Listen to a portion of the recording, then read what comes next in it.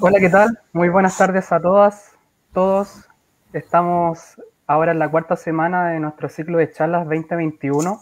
La temática de esta semana corresponde a los recursos energéticos y la energía del futuro. En esta ocasión tenemos el placer de estar junto al profesor y director del Centro de Excelencia en Geotermia de los Andes, el profesor Diego Morata, también actualmente profesor de la Universidad de Chile. ¿Cómo está, profesor? ¿Cómo se encuentra usted? Bien, agotado después de un largo día, pero bien. Qué bueno, profesor. Me imagino con las clases ahí, como decía, martes y jueves, estar ahí en constante eh, movimiento y frente a un computador encerrado, pero vamos a salir adelante, me imagino, en algún Vamos momento. a ir adelante. Sí. Sí. Bueno, profesor, antes de comenzar con la presentación, queríamos hacerle una pregunta un poco más personal de por qué usted escogió estudiar geología y por qué decidió finalmente especializarse en el tema de la geotermia. Mira, mi vocación por la geología nació, y debo reconocerlo, nació en el primer año de la enseñanza media. Tuve la suerte de tener una profesora, soy español, me eduqué en Granada, y, y la enseñanza media, por lo menos antes, cuando yo hice la enseñanza media el siglo pasado, los profesores de ciencias naturales eran o biólogos o geólogos, que después hacían unos cursos de especialización para hacer clases en enseñanza media. Bueno, a mí me tocó una profesora geóloga y, y, realmente me motivó esta profesora y después tuve la oportunidad, estamos hablando en primero medio, no sé, ahí uno tiene, ¿cuántos? 14, 15 años, no sé. Y después, en tercero medio, que también había ciencias naturales, también me tocó otro geólogo como profesor. Y en lo que sería el cuarto medio, hice la asignatura de geología, una asignatura que permitía tener una base como para entrar a la universidad. Pero en realidad fue en primero medio, cuando esta profesora me abrió un gusanito en lo que era la geología, que me encantó. Tuve la oportunidad de ver a esa profesora muchos años después, eh, casi 20 años después, y se lo dije. Le dije, María Luisa, tú no sabes, no te acuerdas de mí, obviamente, yo era un estudiante de media, pero yo soy geólogo gracias a que tú me hiciste clase en primero medio. Y ella obviamente se emociona, pues es algo que emociona. Y ahí empezó a gustarme mucho la geología. Reconozco que al principio, cuando comencé la carrera de geología en la Universidad de Granada, lo que más me gustaba al principio, o lo que yo pensaba que más me gustaba, era la geología económica, curiosamente. Tenía, yo no sé, quería trabajar en alguna mina, cosas así. Y de nuevo, gracias a una profesora que me hizo petrología, me encantó la petrología. Y en cuarto de carrera decidí que quería hacer algo de investigación. Terminé la carrera, hice el doctorado y comencé a trabajar en procesos de interacción calor-fluido-roca de baja temperatura. Y después me vine para Chile hace ya 23 años y seguí trabajando en procesos de alteración. Y poco a poco fui bajando cada vez más de temperatura hasta llegar a los sistemas geotermales, que lo encuentro apasionante. Llevo 11 años trabajando en investigaciones en geotermia y encuentro fascinante poder hacer investigación en lo que a uno le gusta y además darse cuenta que eso que a uno le gusta puede facilitar en la vida a los demás. Entonces, encontré en la geotermia un sentido social de la ciencia que lo encuentro fascinante. Así que eso fue la evolución. Sí, eso me llama la atención. Como usted dice, hay esta vinculación también directa con la sociedad, como con el querer hacer un bien a la sociedad. Por ejemplo, ahora existen algunos proyectos que se están desarrollando en el sur de nuestro país específicamente con el tema de la geotermia. Quería preguntarle también, solo por curiosidad, usted habla de una profesora ahí que en primero medio le metió este bichito. ¿Usted tiene también algún otro referente, tanto nacional o internacional, relacionado a la geociencia o la geotermia? Sí, mira, yo además tengo un referente que no puedo dejar de nombrarlo. Cuando yo era, y finalmente es el motivo de por qué estoy en Chile, o uno de los motivos por qué estoy en Chile. Cuando yo estaba haciendo la tesis doctoral en Granada, en la Universidad de Granada, de repente, un día aparece un cartelito. Estamos hablando de la época donde no había celulares, no había Facebook y las noticias se colgaban en unos afiches, que un tal caballero, Luis Aguirre, iba a dar una charla. Y ponía, Luis Aguirre en esa época era profesor en la Universidad de Marsella, pero lo escribieron mal y pusieron Marbella, y Marbella es un resort. Entonces yo decía, oye, esto debe ser medio de chiste, o sea. Así que asistí a esa charla y me emocionó porque era un caballero, es un caballero, está vivo Luis Aguirre, chileno, y comenzó la charla diciendo que desde que salió del 73 de Chile, por motivos por todos conocidos, era la primera vez que daba una charla en español. Y ahí me moví del asiento y dije, bueno, por lo menos puede estar interesante. Y este hombre empezó a hablar en su charla de minerales de metamorfismo de muy bajo grado, de prenitas, pompeyitas, cloritas. Y yo decía, oye, esos son los mismos minerales que yo tenía en mi tesis. Yo estaba muy perdido con mi tesis.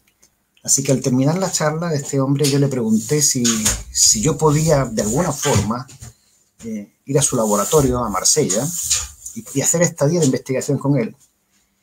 Y él me dijo que sí, pero primero tenía que ir a ver mi terreno, o sea, acompañarme a terreno.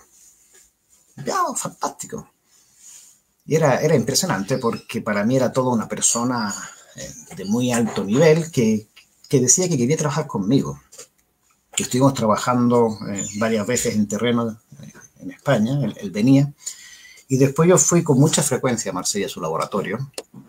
Este caballero, como digo, se llama Luis Aguirre, y aquellos que hayan conocido algo de la geología de la cordillera de la costa en Chile central, la referencia de Aguirre, de Luis Aguirre o de Beatriz Levy son necesarias conocer. Luis Aguirre, Lucho para los amigos, estaba en Marsella, después de una larga trayectoria, fue una persona becada en el 73 con la beca Pinochet, y él volvió a Chile, volvió en el año 95, 96 creo, y bueno, yo quería seguir trabajando con él, así que volvió en el 93 volvió. Yo ya era en ese entonces profesor en una universidad en España, la Universidad de Cádiz, y lo que hice fue seguir trabajando con él y venía a Chile periódicamente a hacer estadías. Ahora me tocaba a mí hacer estadías aquí en Chile, así que yo conocí Chile desde el 93. Y bueno, tanto va el cántaro a la fuente que al final acaba por romperse y decidí cambiar España por Chile y sigo trabajando, bueno, ya casi no trabajo con Lucho, él está jubilado, es profesor emérito de la universidad. Pero para mí ha sido una persona que efectivamente me marcó por su forma de ser, por su forma de entender la vida, por su humanismo tan grande y por su capacidad intelectual envidiable. Lucho tiene más de 90 años y sigue moviéndose perfectamente. Entonces, si me estás escuchando, Lucho, un abrazo como siempre. Muchas gracias, profesor, por sus palabras y comentando un poquito de su trabajo previo a lo que llegara aquí en Chile. Bueno, como dijo el profesor, para los que no saben, el profesor es de España y él llegó acá a Chile. Y yo igual me impresioné porque no se le nota para nada el acento español. Así que, bueno, ahora es un chileno más de nosotros. Y bueno, profesor, le damos ahora la pantalla. Siéntase en libertad para comenzar con su presentación. Y para las personas que nos están escuchando, pueden ir dejando sus consultas, sus preguntas acá en los comentarios y nosotros al final en la sección una vez finalizada la presentación, vamos a leer estas preguntas y se las vamos a hacer llegar al profesor. Así que, adelante, siéntase en total libertad, profesor. Y le reitero las gracias por parte de nuestro equipo de SketchUp Geology por estar hoy aquí con nosotros. Adelante. Bueno, pues muchas gracias. Supongo que ya se ve la pantalla en modo completo. Sí, así se ve. Que, bien, gracias a todos los que están en este momento escuchando esta charla. Que antes que nada debo agradecer a Sofía cuando me escribió hace algunas semanas, ya no me acuerdo, el tiempo pasa demasiado rápido, y me invitó a esta posibilidad de dar esta charla. Yo le dije inmediatamente que sí. Me gusta mucho poder contar sobre todo a los estudiantes lo que hacemos en el Centro de Excelencia en Geotermia de los Andes. Hubo una pequeña descoordinación en la semana pasada, pero al final lo importante es que estamos acá en este ciclo de charlas tan apasionantes que ponéis vosotros. No sabía que puse Universidad Católica de Temuco porque es donde está Sofía, pero creo que no tendría que haber puesto ninguna universidad porque veo que esto tiene una difusión amplia. Y bien, lo que yo les voy a contar es una visión desde la academia de la geotermia, pensando en que es un recurso energético que tenemos bajo nuestros pies y que debiese ser una alternativa para la transición energética en este siglo XXI. Soy el director de un centro de excelencia, FONDAP, que se llama CEGA, Centro de Excelencia en Geotermia de los Andes, que está físicamente instalado en el Departamento de Geología de la Universidad de Chile, y siendo la Pontificia Universidad Católica de Chile la institución asociada.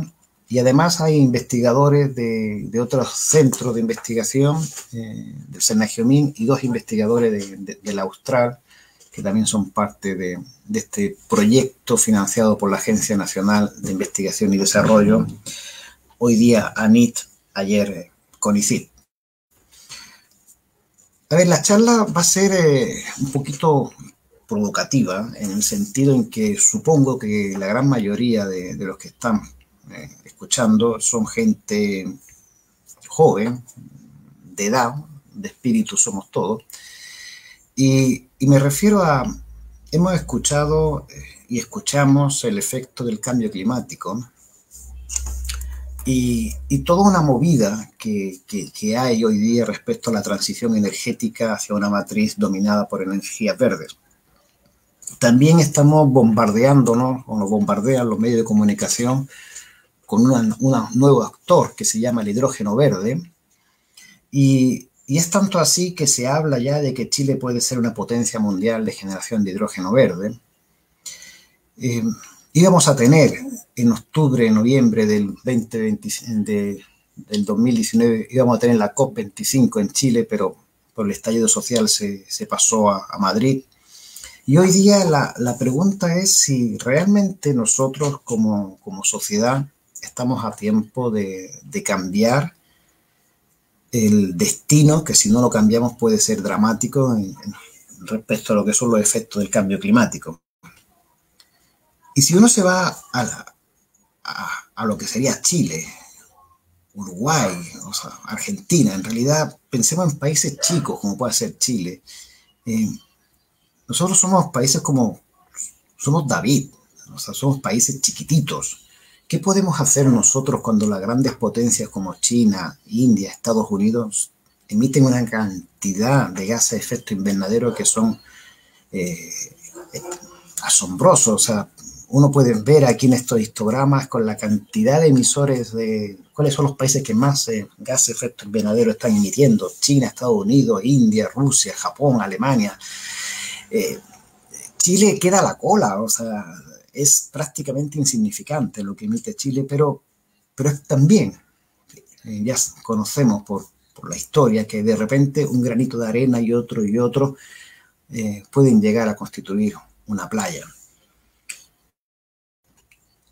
Además, estamos en un momento, conversábamos antes de comenzar esta charla, comenzábamos antes con Marco. Chile cambió. octubre de 2019 quedó para los registros de la historia, pero también ha cambiado Chile en términos de conceptos de qué es lo que quiere como sociedad. Y hoy día yo creo que hay un consenso dentro de la sociedad que Chile no quiere más energías basadas en combustibles fósiles. Y no solamente Chile, sino hay todo un movimiento a nivel mundial para lo que se llama la transición energética, abandonando los combustibles fósiles y buscando energías renovables. Incluso Chile hizo lo que se llama la ruta energética del 2018-2022, donde se propone esta transición.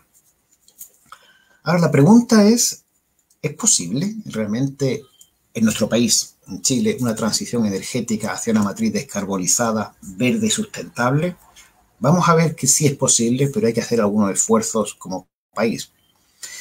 Y podemos comenzar para ver cómo fue la evolución, por ejemplo, desde el 2007 al 2017, en las energías renovables no convencionales, es decir, la eólica, mini hidro, biomasa, solar y geotermia. Y fue un aumento importante, tenía muy poco peso de estas energías renovables no convencionales en la matriz energética y poco a poco fueron despegando de manera importante. Podemos verlo cómo era el panorama en agosto del año pasado, la capacidad instalada a nivel país del orden de unos 26.000 megas y las energías renovables no convencionales 6.600 megas, un porcentaje importante, prácticamente el 25% de la matriz energética estaba con energías renovables no convencionales. Pero hay todavía unos actores tóxicos. Tenemos casi 5.000 megas de carbón, tenemos casi 5.000 megas de gas natural y tenemos más de 3.000 megas de petróleo diésel. Es decir, tenemos todavía en nuestra matriz energética un 50% dominado por lo que se llama combustibles fósiles. Y esos combustibles fósiles, además, Chile ni siquiera los tiene, porque Chile no tiene carbón, no tiene gas y no tiene petróleo para suministrar toda la demanda energética. Es importante estos datos, porque además se hizo una política energética en Chile pensando en 2050, y dentro de esa política energética está reemplazar las termoeléctricas a carbón. Estamos hablando de reemplazar 5.000 megas a carbón. ¿Cuál es la ventaja, entre comillas, del carbón? El carbón se puede estar quemando 24 horas al día, 365 días al año, y por eso permite estabilidad en el sistema eléctrico y se usa como energía base. Entonces, si uno quiere reemplazar el carbón, que da estabilidad en el sistema eléctrico, tiene que reemplazarlo por una fuente de energía renovable que dé estabilidad al sistema eléctrico. Es decir, que dé la seguridad que puede estar funcionando 24 horas al día, 7 días a la semana, 365 días al año. Y aquí empezamos a tener un problema, porque hoy día la única fuente de energía renovable que tiene esas características de estabilidad se llama geotermia. Pero pueden ver que al día de hoy tenemos apenas 48 megas instalados con geotermia. Es importante que os quedéis con este dato. 5.000 megas de generación de electricidad con carbón tienen que desaparecer de nuestra matriz energética antes del 2050. Hay todo un movimiento social basado en este podcast de Chao Carbón. Hay termoeléctricas a carbón que tendrían que haberse decomisado hace ya muchos años porque superaron su vida útil. Hay muchas zonas de sacrificio en nuestro país. Los habitantes de Puchuncaví siguen respirando un aire tóxico dado por las termoeléctricas a carbón que tendrían que haberse quitado. El problema es que no se puede quitar, o sea, si se quita estas termoeléctricas a carbón, hay que reemplazarlas por energías renovables limpias y que den estabilidad. Y aquí es donde entra la geotermia. ¿Por qué? ¿Por qué tendría que ser geotermia? Porque es la única fuente de energía renovable que tiene un alto factor de planta. ¿Qué significa eso? es la cantidad de horas a lo largo del año que realmente puede estar operando. Nosotros sabemos, por ejemplo, es muy fácil, la energía solar durante la noche no funciona, la eólica es intermitente, la mini hidro depende de las condiciones climáticas, pero la geotermia es la única que tiene un factor de planta entre el 90 y el 95%. Además, tenemos geotermia distribuida a lo largo de todo el país y eso permite dar seguridad y equidad energética, una variable que hay que tener presente. Ayuda a disminuir fuertemente la emisión de gases de efecto invernadero. Tiene muy poco impacto ambiental, muy poco uso del suelo y tiene una gran cantidad de beneficios sociales mediante el uso directo, como vamos a ver en un ratito más. Profesor, ¿Sí? disculpe que lo interrumpa, es que me avisan aquí Camilo Vergara, que aprovecha de mandar un saludo, que la presentación no está avanzando. O se mantiene ahí en la... o no está avanzando. No está.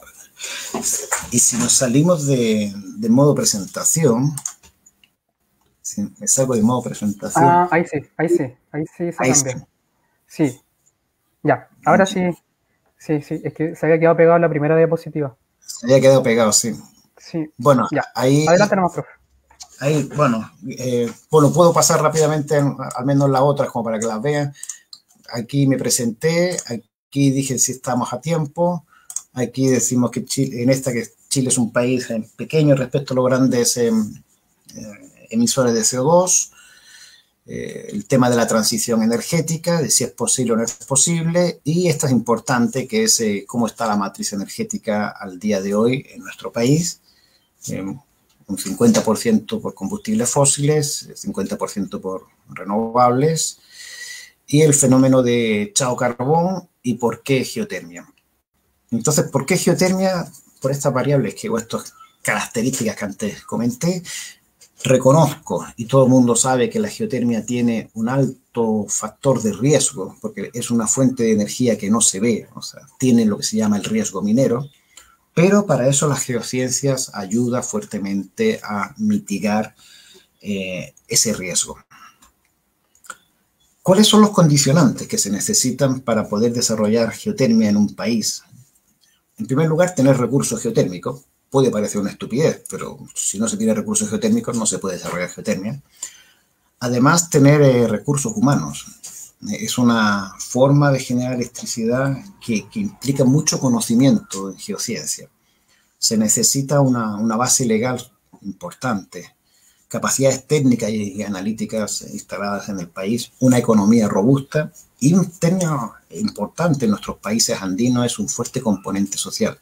Gran parte de los recursos geotermales de alta temperatura están en la cordillera, donde ahí viven los pueblos originarios, de modo que hay que saber trabajar con ellos, porque para ellos la geotermia y los volcanes, como bien saben, es parte de la idiosincrasia propia, por ejemplo, del pueblo mapuche. Cuando hablamos de geotermia, debemos diferenciar lo que se conoce como geotermia de alta temperatura, que permite la generación de electricidad, respecto a geotermia de baja temperatura, que solo permite su uso directo. Y cuando hablamos de uso directo me refiero a aprovechar el calor de las fuentes termales. Y este calor lo podemos aplicar, como antes bien decía Marco, incluso para proyectos que están hoy día implementándose en el sur de Chile, como es un invernadero geotérmico, o calefaccionar un jardín, o calefaccionar un colegio, o cualquier actividad productiva que necesite temperatura. Si hablamos de geotermia para generar electricidad, este esquema puede servir un poquito para entender lo que estamos hablando. Necesitamos encontrar en profundidad una roca, que es lo que se conoce como un reservorio geotérmico, que suele estar a unos 2 kilómetros, 1 kilómetro de profundidad, y mediante pozos productores extraer este fluido geotermal, que lo vamos a llevar a una planta de generación eléctrica, generamos electricidad y después lo reinyectamos para hacer que el recurso sea sustentable. En términos generales, ese sería el esquema, más o menos, de la generación de electricidad con geotermia.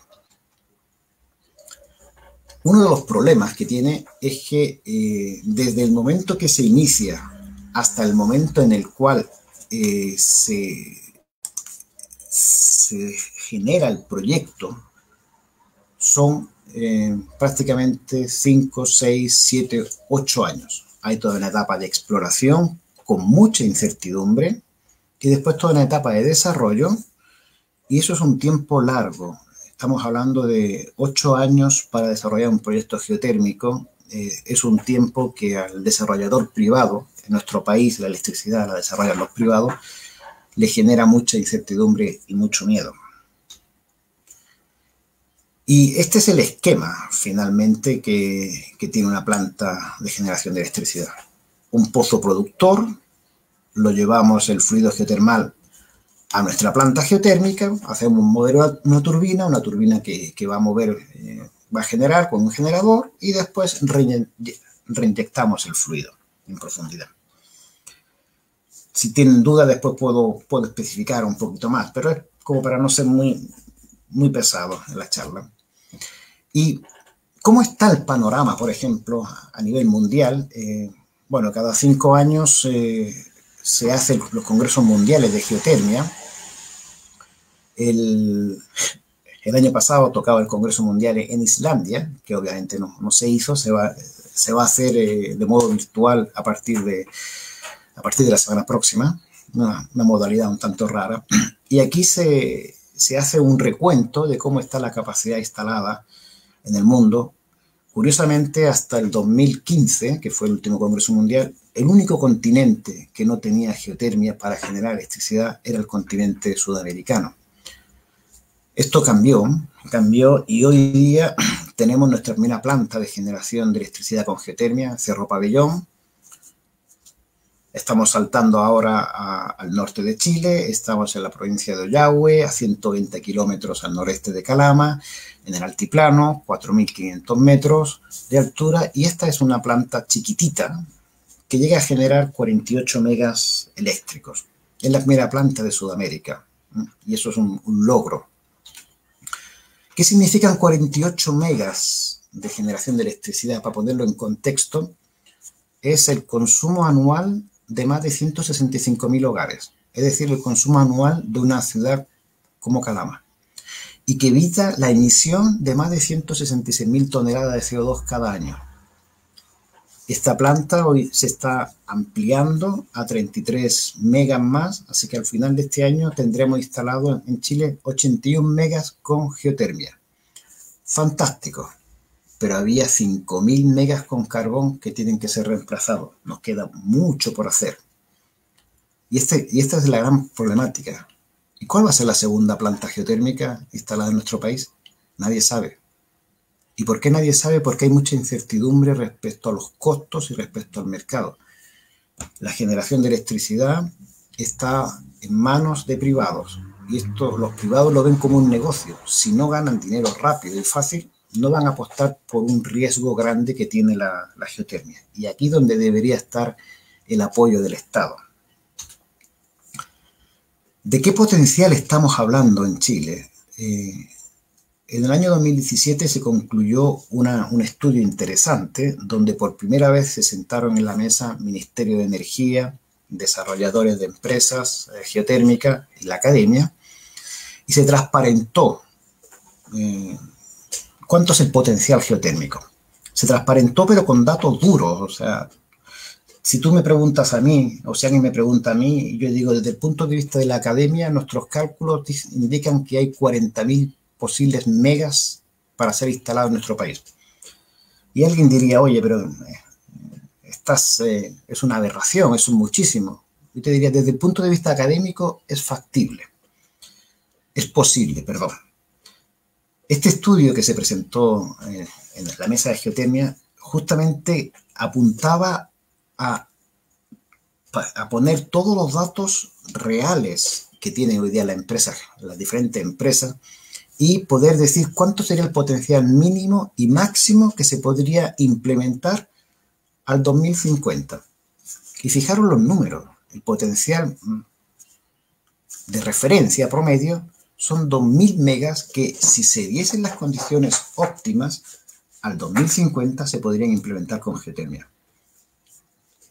Pero se deben quedar esas condiciones óptimas. Esas condiciones ¿Qué tipo de condiciones? Condiciones económicas, que hoy día no se dan. Esto ya lo levantamos nosotros en un paper que publicamos en el 2015, donde mostramos que hay una serie de barreras de políticas económicas y geológicas para desarrollar la geotermia en Chile, y lo relevante es que Chile está siendo mirado por todos los otros países de América Latina porque es el país pionero. Por lo tanto, lo que nosotros hagamos bien, ellos van a hacerlo bien, y lo que nosotros hagamos mal, ellos van a procurar no evitar los mismos errores. Pero además hay que ser muy optimista, porque la geotermia, como dije antes, no solo es para producir electricidad. También tenemos, cuando tenemos recursos de baja temperatura, tenemos lo que se llama el uso directo. Y esta es quizá la gran desconocida y, sin lugar a dudas, el futuro de la geotermia en Chile. ¿A qué me refiero con uso directo? Me refiero a poder utilizar el calor que tenemos en el subsuelo, por ejemplo, para calefaccionar una casa, por ejemplo, para la acuicultura, para la agricultura, para la industria láctea, o sea, para cualquier proceso que necesite una temperatura constante, se puede suplir con geotermia. Y de hecho, la geotermia a nivel mundial se usa mayoritariamente como uso directo, y hay más de 71.000 megas térmicos instalados a nivel mundial en 82 países. El uso directo de la geotermia es la manera más democrática de poder utilizar el calor del suelo. Y podemos ver como, por ejemplo, ciudades o países como Islandia, más del 90% de sus casas están calefaccionadas con geotermia. Países geológicamente fríos, como es Suecia, el 20% de las construcciones se calefaccionan mediante bombas de calor geotérmica. Suiza tiene más de 90.000 bombas de calor geotérmica instaladas. Chile debe tener aproximadamente unas 50 o 60, para que vean un poquito los órdenes de magnitud. En Túnez hay más de 250 hectáreas de invernaderos calefaccionados. Nosotros creo que en Chile debe haber aproximadamente unos decenas de metros cuadrados. Por tener una idea de todo lo que nos queda y podemos desarrollar como país. El boom del uso directo a nivel mundial es espectacular y sigue creciendo y creciendo y creciendo. Hay ciudades en Europa que están planteándose la calefacción distrital con geotermia. La bomba de calor geotérmica permite calefaccionar viviendas, permite calefaccionar espacios cerrados. No es fantasía, es una realidad tecnológicamente comprobada. Una bomba de calor en Alemania se compra en el equivalente al Home Center. Aquí en Chile es todo un show para traerla, pero ya llegará, ya llegará. Incluso en función de la profundidad, de la temperatura del subsuelo, fíjense, aquí estamos hablando de que si geotermia somera, es decir, los primeros 200, 300 metros, vamos a tener recursos de 20, 30 grados.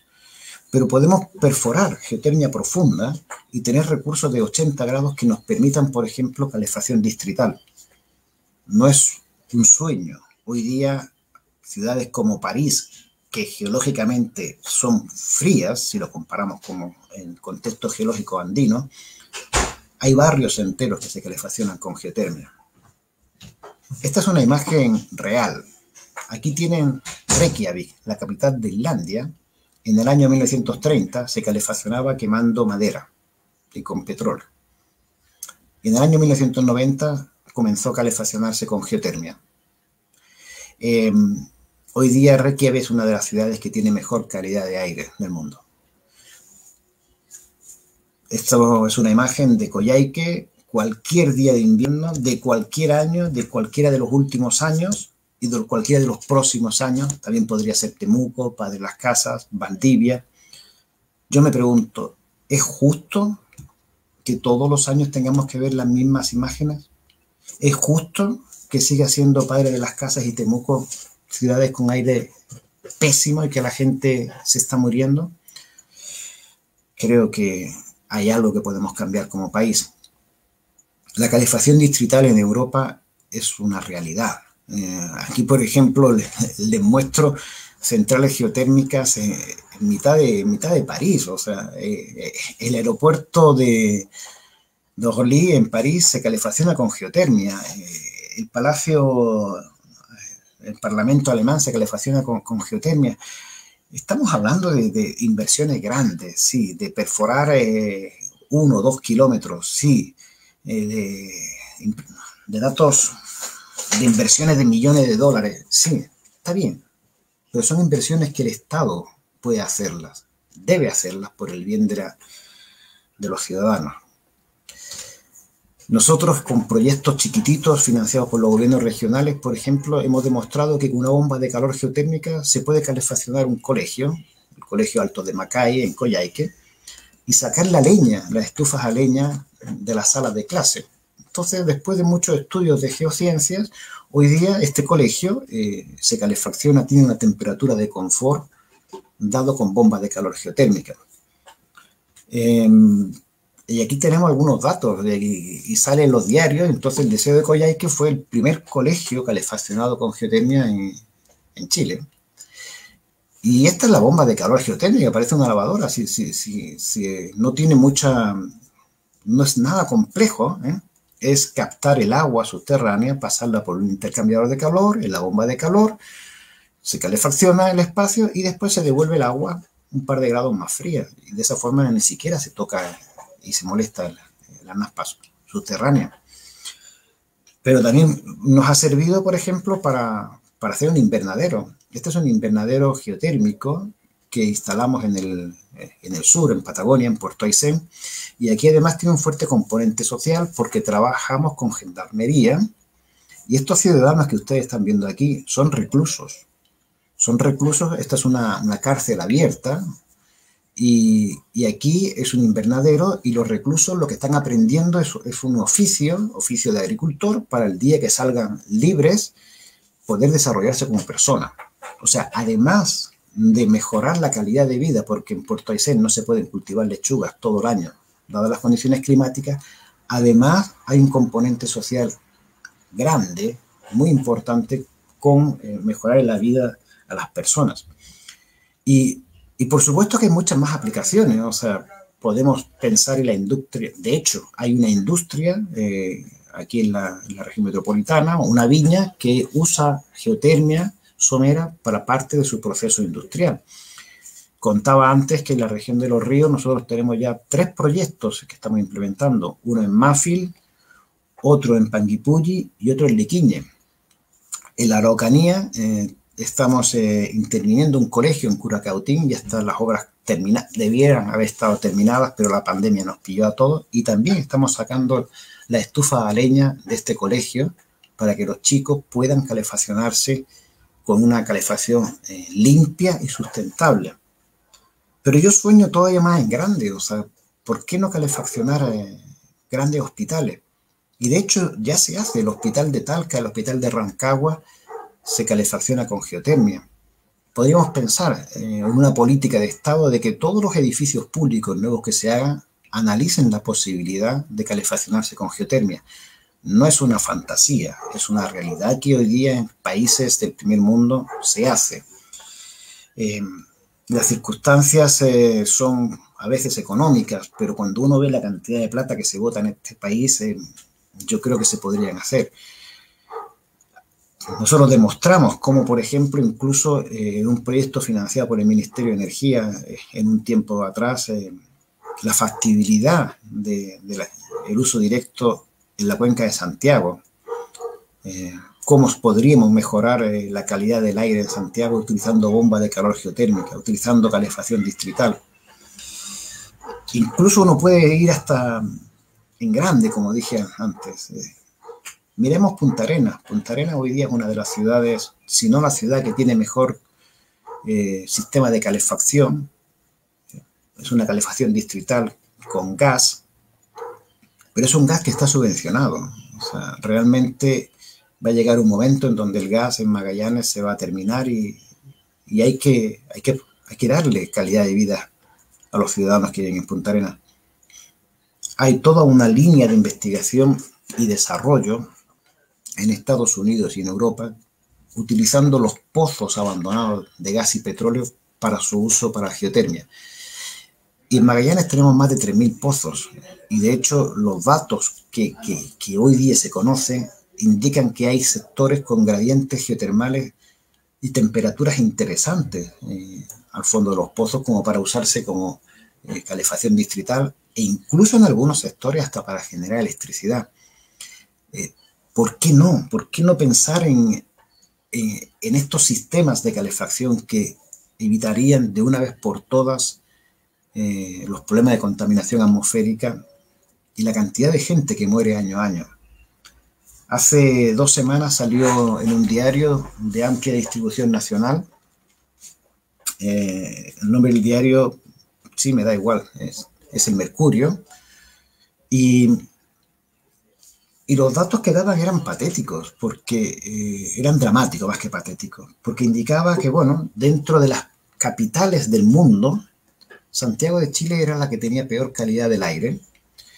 Dentro de las ciudades de Latinoamérica, la número 1 con peor calidad de aire, Coyhaique, la número 2, Temuco, la número 3, Padre Las Casas. Y lo más terrible, el número de personas que van a morir este año por problemas de respiración, dada la contaminación atmosférica en Santiago, son 852. Y el número y la plata que el Estado va a tener que invertir para solventar problemas médicos dados a los problemas respiratorios por la mala calidad del aire son 540 millones de dólares al año. No lo digo yo, lo dice el Mercurio. Es posible que algunos digan que el Mercurio miente. Es posible, pero los datos están ahí. Es posible que no sean 540 millones de dólares, que sean 500. Da igual. Si ustedes me preguntan cuánto cuesta un sistema de calefacción distrital de una ciudad como Padre Las Casas o como Temuco, posiblemente sean 200 millones de dólares. Es decir, con lo que el Estado gasta en un año, se solucionaría el problema de la calidad de vida de una ciudad. Un año en la ciudad, otra ciudad, y así sucesivamente. Hasta porque la energía renovable hay que hacer una dimensión para saber cuánto es la sustentabilidad. No todo en la vida es plata, porque efectivamente si todo se ve desde el punto de vista de plata, hay temas que se escapan, pero hay un componente social importante, hay un componente medioambiental importante. La conjunción entre una dimensión económica, social y medioambiental es lo que debe dominar en nuestros sistemas de vida, y no que todo se base, todo se mire por si es o no económicamente rentable. Cuando uno ve datos, por ejemplo, de la sustentabilidad de la geotermia versus otras fuentes de energía, se da cuenta que a la larga, sí, la geotermia al comienzo es cara, pero a la larga la geotermia es económicamente sustentable. Tiene muchísimos beneficios sociales, tiene muchísimos beneficios medioambientales. Y de nuevo, no lo digo yo, son datos internacionales que uno puede, ahí están todas las referencias que uno puede estar viendo. Vuelvo casi al comienzo. Tenemos 5.000 megas de carbón, 5.000 megas de gas natural, 3.000 megas de petróleo. Es decir, la mitad de nuestra matriz energética hoy día está dominada por combustibles fósiles. Si Chile apunta y quiere en el 2050 tener una matriz libre de carbón y una matriz dominada por energías renovables, sin lugar a dudas tiene que mirar al subsuelo, tiene que mirar los recursos energéticos que tenemos en nuestro país. Hay mucho por hacer, nos queda mucho por comunicar. Charlas como estas son fantásticas porque uno abre una nueva dimensión. Nosotros en el SEGA, una de las grandes líneas de desarrollo ha tenido que ver con la comunicación y la difusión de la ciencia, incluso aprovechando, como se ve en esta imagen, los paneles. Cuando hicieron una nueva línea del metro, hablamos con Metro y nos dejaron utilizar los paneles para hacer una exposición abierta de lo que es la tectónica de placas, los volcanes y la geotermia. Aprovecho también para decir que dentro de poco iba a ser este fin de semana o el fin de semana próximo, pero se aplazó al 15-16. Tenemos una oportunidad como país de elegir las personas que vayan a redactar nuestra Constitución. Chile tiene una oportunidad de hacer un Chile diferente, con una nueva constitución que le dé carácter a lo que son los temas medioambientales, donde el Estado tenga un papel más dominante y no solamente regulador. Es una oportunidad que tenemos en nuestras manos si queremos realmente hacer una transición hacia una matriz energética y sustentable con el medio ambiente. Muchas gracias. No, muchas gracias a usted, profesor, por tremenda presentación. Tenemos algunos comentarios aquí en Facebook que han llegado, pero antes de ir a los comentarios, quería quedarme con lo último que mencionó acerca del proceso constituyente que se nos viene ahora en nuestro país. Usted habló casi al principio de la presentación de que para utilizar este recurso geotérmico se necesitan ciertas barreras como el recurso humano, el recurso de investigación, económico.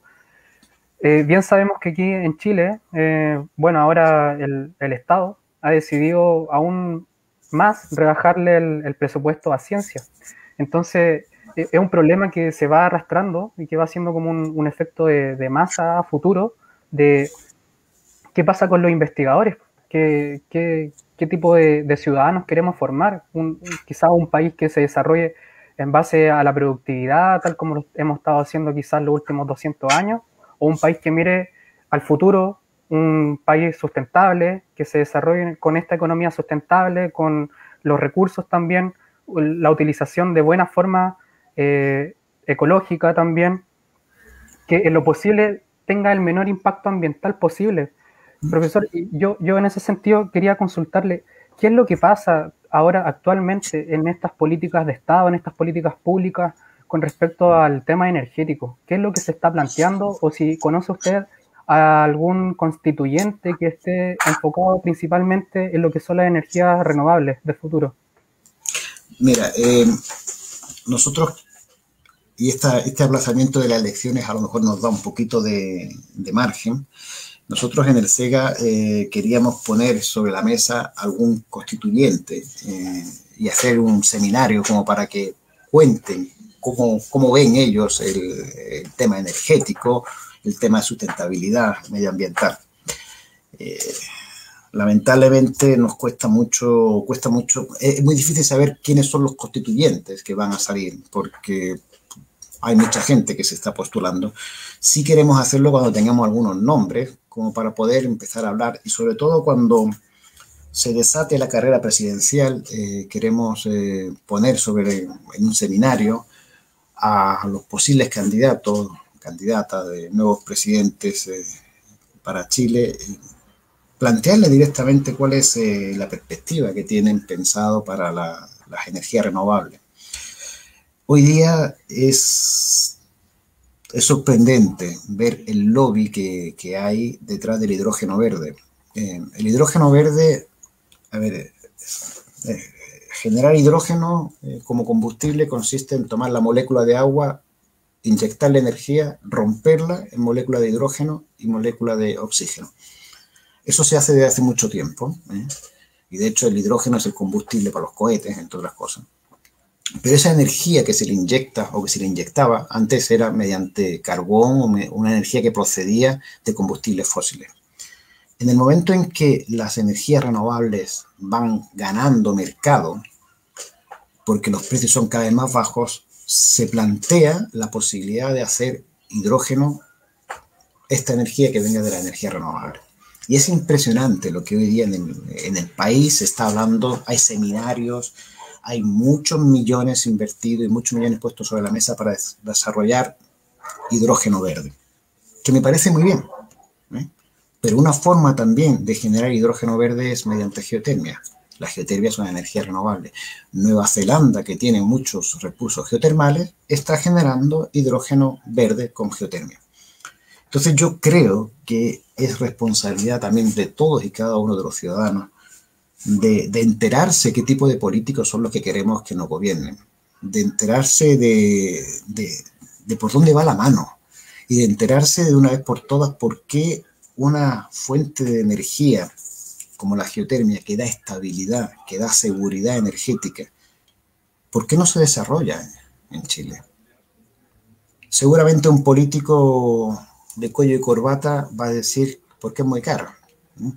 Claro, para el privado, efectivamente, no es rentable. O sea, si yo soy el gerente de una empresa eléctrica, yo quiero ganar plata rápidamente. No me interesa hacer actos de caridad. Ese no es el foco de una empresa privada. Será un subproducto para evadir impuestos, pero no es el foco. Aquí estamos hablando que tiene que haber un compromiso del Estado, porque esta fuente de energía que está distribuida a lo largo de todo nuestro país daría seguridad energética, daría tranquilidad y permitiría tener una fuente de energía base. Sé que hay mucha energía solar en el norte de Chile, me parece fantástico. Sí, es fantástico. Si tenemos un país con una cantidad impresionante de recursos de energía renovable, pero hay que aprovecharlas todas y ojalá en combinación para hacer un país más sustentable, como tú has dicho, y energéticamente más justo.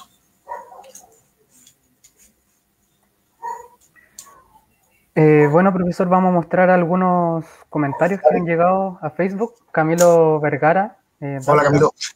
le envía un saludo, profesor.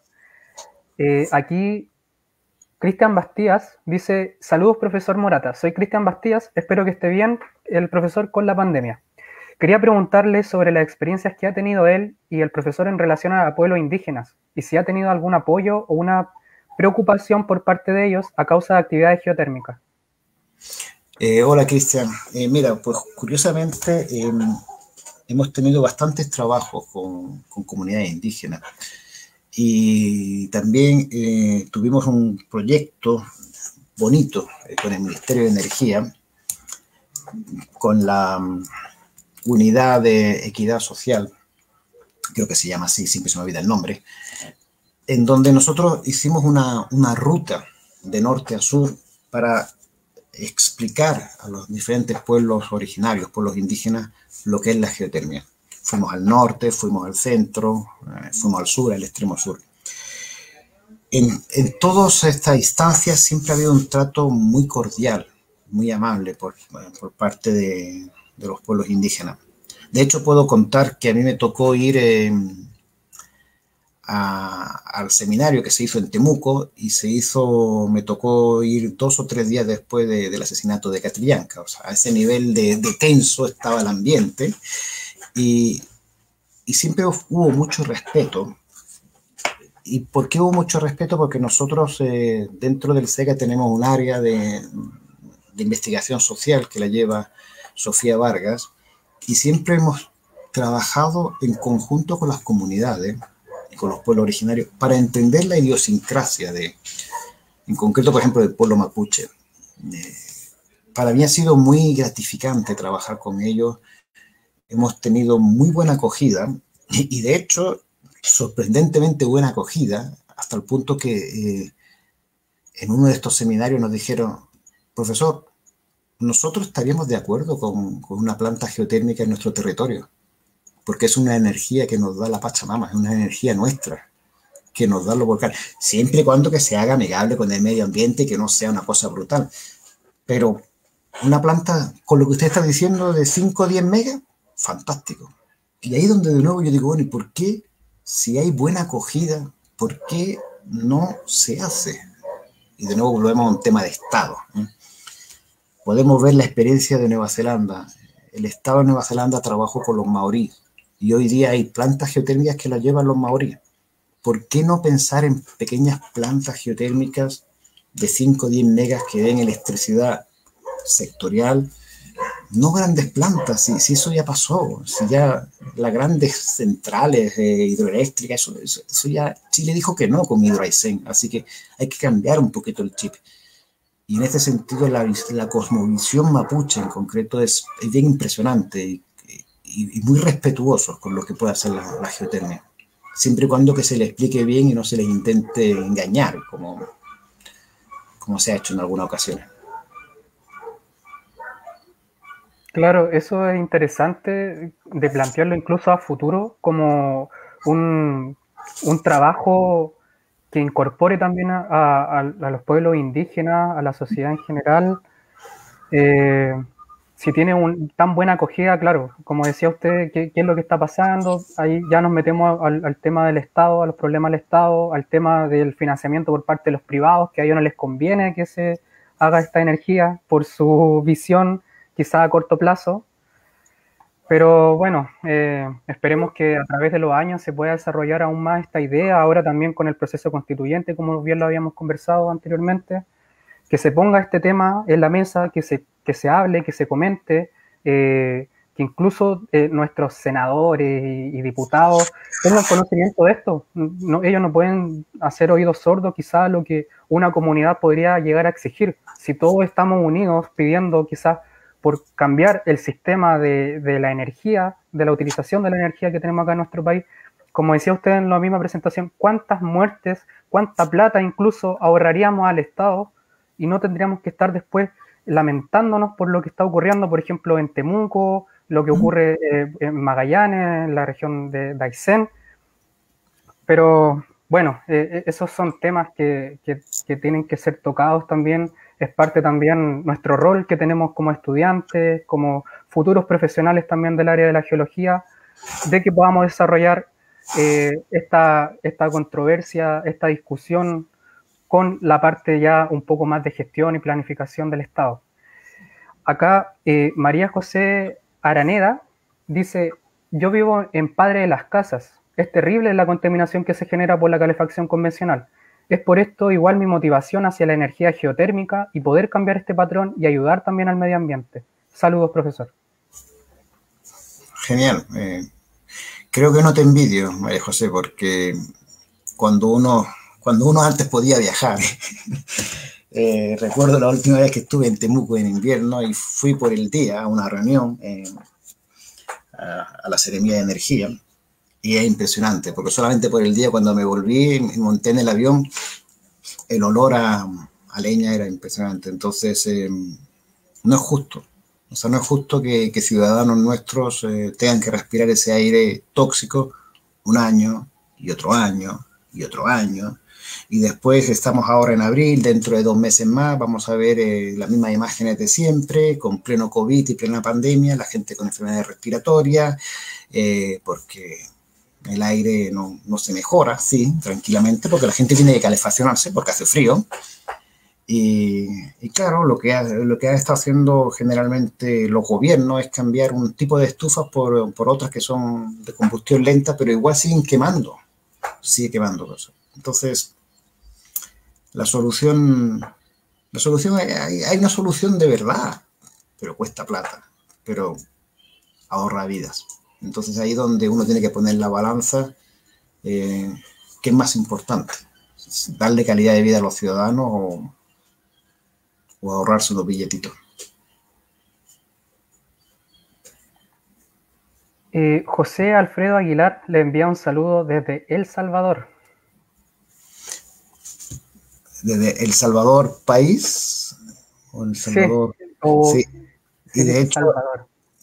Sí, porque si es desde El Salvador, país, sé quién es y nos conocimos, creo que en El Salvador, en una ocasión que me tocó hacer un análisis de un programa que tienen en El Salvador, del diplomado en geotermia.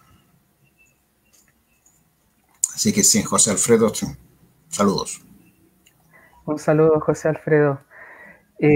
Paz Butikofer comenta, saludos al profesor. Escribo como estudiante de geología de la Universidad de Concepción. Sumándome a lo que dijo Marco sobre el financiamiento en ciencias en Chile, tengo entendido que a SEGA solo se le dio financiamiento por este año, con incertidumbre de lo que ocurrirá a futuro. Esto me preocupa bastante a mí y a algunos compañeros que estamos interesados en continuar nuestra carrera de formación en dirección a la SEGA. Bueno, esto es más dramático, Paz. A ver, el SEGA nace como una iniciativa particular, porque no había una directriz del Estado de decir queremos tener un centro de investigación en geotermia. Este programa FONDAP al cual nosotros postulamos era proyectos de investigación de excelencia y bueno, nos juntamos algunos académicos, hicimos una propuesta y ganamos, lo cual está muy bien. En las reglas del juego, que estaban muy claras desde el principio, De hecho, nosotros comenzamos formalmente en el 2010, fue nuestro primer año, y eran 5 más 5.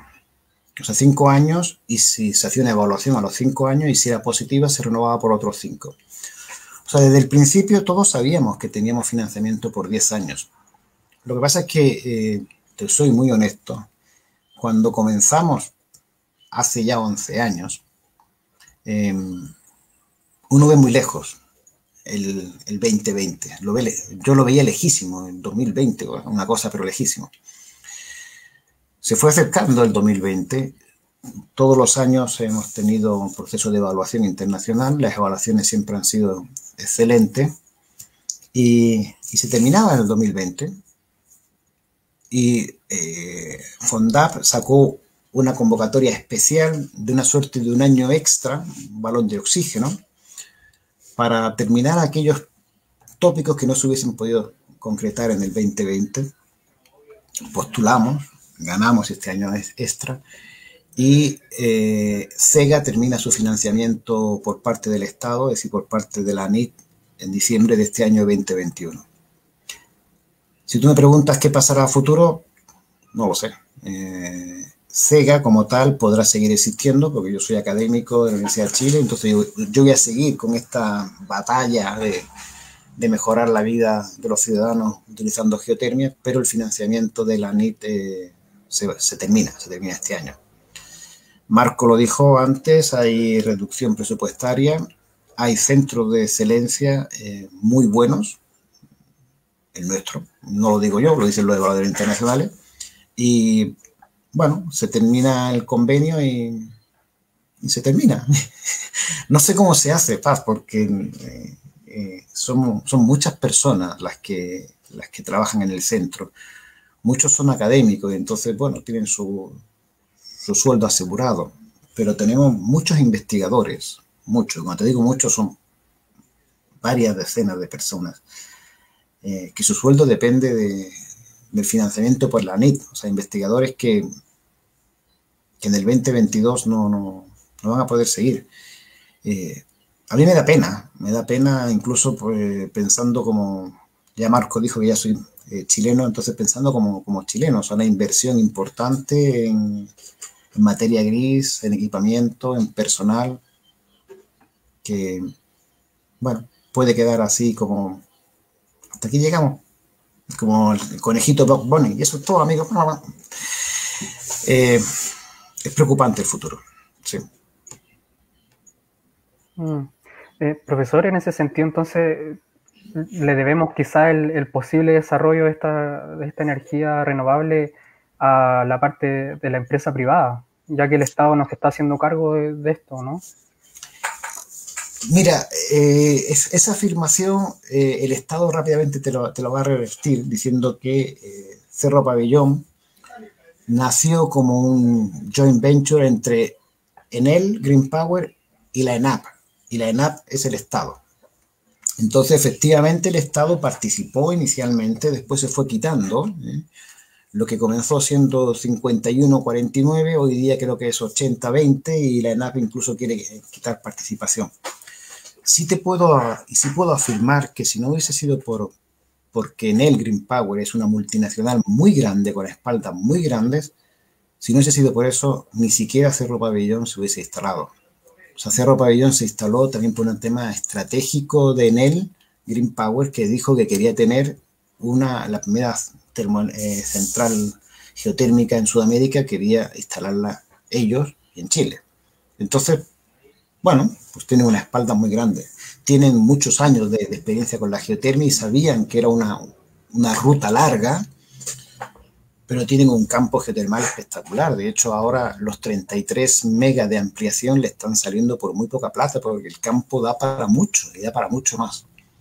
El problema es que ellos tenían otras concesiones a lo largo del país, pero con las condiciones económicas, el sistema eléctrico en Chile es una suerte de una licitación, y entonces el mejor postor que ofrezca un precio más barato es el que va a ganar los paños de electricidad. Y los costos hoy día de generar electricidad con geotermia son más altos que lo de generar electricidad con fotovoltaica, por lo tanto no entra en la competencia. Y aquí quiero tomar una frase de Guido Capetti. Guido Capetti fue el gerente de Geotérmica del Norte, finalmente la empresa que desarrolló Cerro Pabellón. Y cuando le preguntaban a Guido, Guido se volvió al comienzo de la pandemia a Italia, pero cuando le preguntaban a Guido, él decía, a ver, esto de la electricidad, Guido es un italiano, entonces esto de la electricidad es como el vino, en el sentido de cuando uno va a un supermercado grande, tienes muchos metros de diferentes anaqueles con vinos. Hay vino de 2 lucas, de 3 lucas, de 15, de 30.000, de 50.000. ¿Todos son vinos? Sí, pero no todos tienen la misma calidad. La generación de electricidad es lo mismo. Podemos generar electricidad con solar fotovoltaica, con eólica, con mareomotriz, con biomasa, con geotermia. ¿Todas son fuentes de generar electricidad? Sí, pero no todas tienen la misma calidad. ¿A qué nos referimos con calidad? Factor de planta, impacto ambiental y uso de suelo. Y entonces uno tiene que poner la balanza. Por eso decía en mi charla que no todo es plata en la vida. O sea, hay que ver estos otros factores quizás no cuantificables en el sentido de cuánto es el impacto socioambiental de un proyecto geotérmico. ¿Cómo lo cuantificas en términos de plata? O sea, si todo va a ser costo de operación, bueno, pues efectivamente no sale rentable.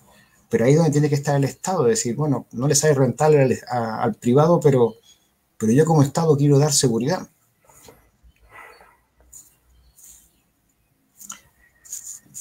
Así que eso. Bueno, sí, efectivamente, bueno, hay las políticas sociales, económicas de nuestro país quizás no son las mejores para el desarrollo de la investigación en estos momentos, lo que habla como de esta incertidumbre a futuro que se ve en el campo de la ciencia y específicamente también de la geotermia.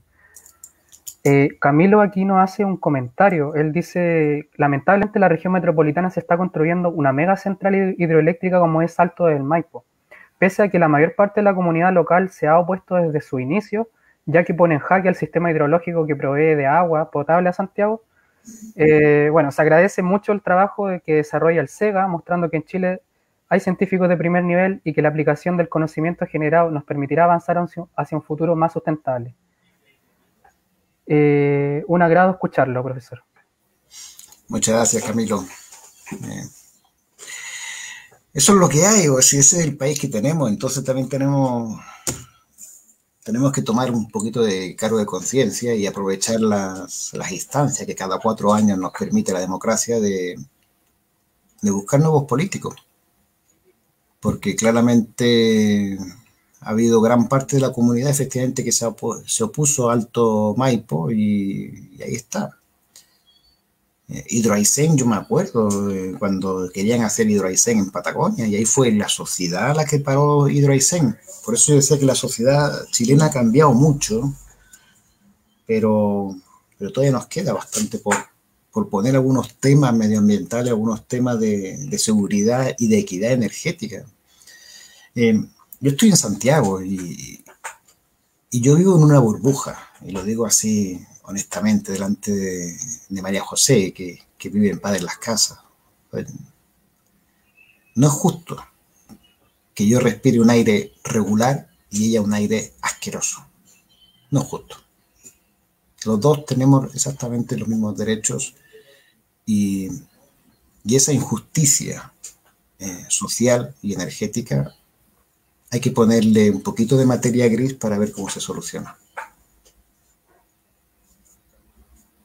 Profesor, ahí yo quería consultarle algo justamente que ahora recordé, que usted también mencionó dentro de la charla, de que se están haciendo algunos proyectos de geotermales, por ejemplo, se hizo uno en el Liceo de Coyhaique, se están haciendo algunas cosas en Temuco.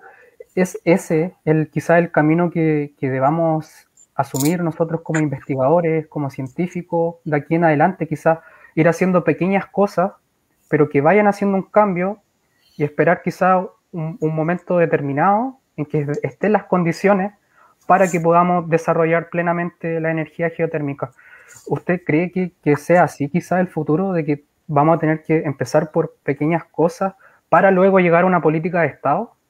Mira, nosotros estamos totalmente convencidos y de hecho en los segundos 5 años del SEGA, nuestro lema era geotermia para la sociedad. y estamos convencidos que los estudiantes del Colegio Alto del Macay son embajadores geotérmicos, porque son estudiantes que van a decir, yo en Coyhaique sí, estaba nevando, pero estaba en manga de camisa, calefaccionado con geotermia. El Colegio Luis Cruz Enrique de Curacautín, lamentablemente, no se ha podido todavía inaugurar por razones propias de la pandemia, pero cuando se inaugure ese colegio, nosotros hicimos un estudio de cómo era la calidad del aire en las salas de clase cuando se encendían las chimeneas Bosca, chimenea de combustión lenta, tal. Bueno, la calidad del aire era el equivalente a si tú te fumas, creo que eran 2 o 3 cajetillas de tabaco diarias. Ese era el tipo de aire que estaban respirando los estudiantes. El colegio ha sido completamente remodelado. Es un proyecto financiado por el Ministerio de Energía. Tengo que dar las gracias al Ministerio de Energía que nos puso la plata sobre la mesa, en concreto a la sección que lleva, a la unidad que lleva Julio Cuadra. Estamos tremendamente agradecidos. Pero es demostrar que se puede, y se puede independientemente de los colores políticos. Es pensar, oye, están los recursos, vamos a hacerlo. Ahora vamos a comenzar otro proyecto, también financiado por el Ministerio de Energía, y aquí vamos a cambiar un colegio en Puerto Cisne. Puerto Cisne o Puyuhuapi, estamos viendo dónde va a ser, pero va a ser en Aysén de nuevo. Entonces, sí, ese es el camino, es un camino lento, es cierto, porque de repente un colegio, otro, no gravita demasiado en la sociedad, pero es increíble cómo sí gravita en la comunidad internacional. A nosotros nos han dado ya 2 premios internacionales como los mejores proyectos con componente social. Yo no tengo ningún interés que me pongan ninguna medallita ni nada de ese estilo, yo no quiero reconocimientos, pero es cierto que se le cambia la vida a la gente. Entonces, cuando tú al principio me comentabas, bueno, ¿por qué la geología?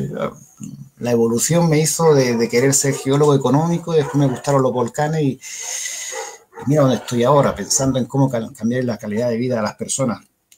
Todas las formas de entender la geología son buenas, son correctas, pero hay algunas donde de repente uno dice, mira, yo con mi materia gris es posible que le haga más feliz a una persona. Y eso a mí me permite dormir francamente muy bien todas las noches.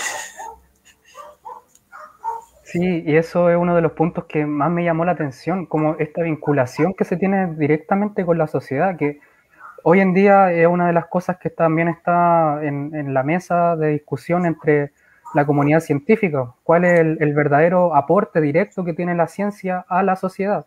Y en este caso me llamó demasiado la atención, debo decirlo, lo que os comentaba cuando estaban construyendo estos invernaderos, de que hubieran reclusos ayudando en esto.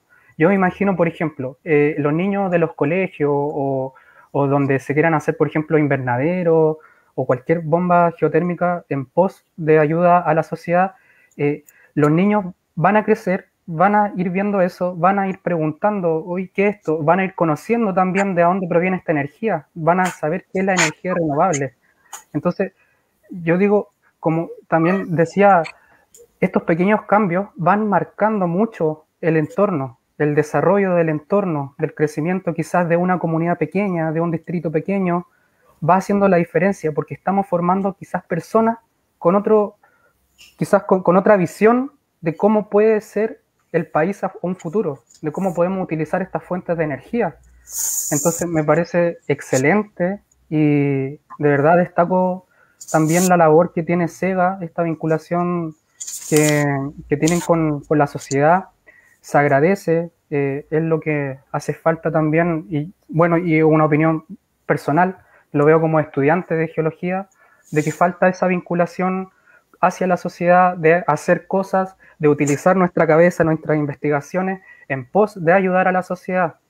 Así que, bueno, ahora no quedan más comentarios, así que vamos a ir cerrando la conversación con el profesor Murata y le damos las gracias nuevamente por estar acá con nosotros, por conversar sobre estos temas y quería hacerle una última consulta. Quería preguntarle cuál es el mensaje que usted le daría, por ejemplo, a nuestra actualidad, a nuestra generación quizás de estudiantes, a los que somos un poquito más jóvenes o a los que vienen incluso un poco más abajo, como pueden ser hermanos chicos de nosotros, primos chicos de nosotros, de conocer qué es la geotermia. ¿Qué es lo que usted le podría decir quizás a estas personas que también están viendo un posible potencial de investigación o de desarrollo como estudiantes en esta área? A ver, me pillaste, a ver cómo me inspiro. Yo creo que el mensaje me gustaría darle a gente como tú, gente joven, como te dije antes, no es que yo no me considere joven, pero ya la edad no es la misma que la que tenía antes, las canas hacen sus mellas, es a no tenerle miedo a innovar, es a tener una ilusión y perseguirla y darle hasta conseguirla. Es pensar también que la geología es una ciencia fantástica que te pone en contacto con la naturaleza y que de alguna forma hay aspectos de la geología por los cuales tú puedes darle la mano y devolverle la mano a la naturaleza. Yo soy muy respetuoso con todas las disciplinas de la geología, me parece fantástico la persona que estudia una foliación milonítica o la persona que estudia el basamento del Paleozoico. O sea, todo me parece fantástico porque todo apoya y todo ayuda a conocer bien nuestro planeta, donde estamos viviendo. Pero también encuentro, como tú decías, que como geólogos tenemos que tener un compromiso con la sociedad.